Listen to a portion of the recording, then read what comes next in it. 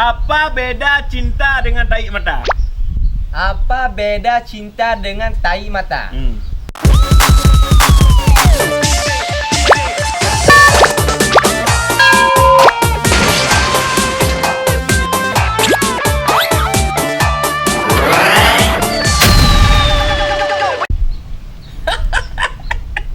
Abang Kuala, Ya, gimana? hari ini kita main teka-teki.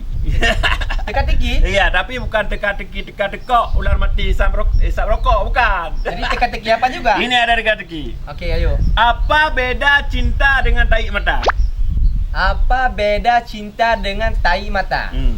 Kalau tahi mata itu menjijikan, Manlim. Kalau cinta itu suci, bertempatnya pada manusia. Salah. Kok salah? Salah. Yang benernya apa nah? Jawabannya, cinta itu jauh di mata, dekat di hati. Kalau tahi mata, dekat di mata, jauh di hati.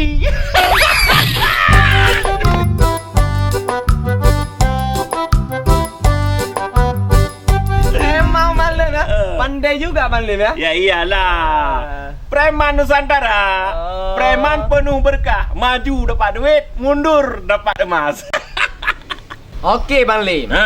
Saya sudah tahu Bang Lim pandai main teka-teki, ya kan? Ya iyalah. Nah, sekarang saya mau tanya sama Bang Lim nih. Apa pertanyaannya? Siapa orang yang paling bodoh di muka bumi ini? Ya, beri saya jawaban.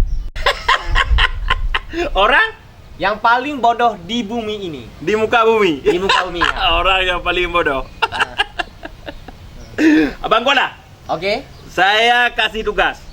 Apa Bang Lim? Coba tanya sama orang itu 3 kali 4 hasilnya berapa? Coba Oke, tanya. oke. Coba tanya. 1, 2, 3. 1, 2, 3. 1, 2, 3. Bang. Oh ya bang, Ini mau tanya nih Bang. boleh bang. 3 kali 4 berapa Bang? 5.000 bang. 5.000? Iya 5.000.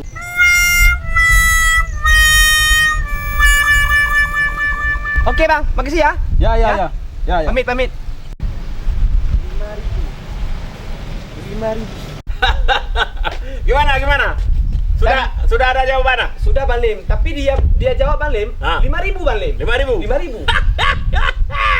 Sekarang sudah tahu kan siapa orang yang paling bodoh di dunia ini?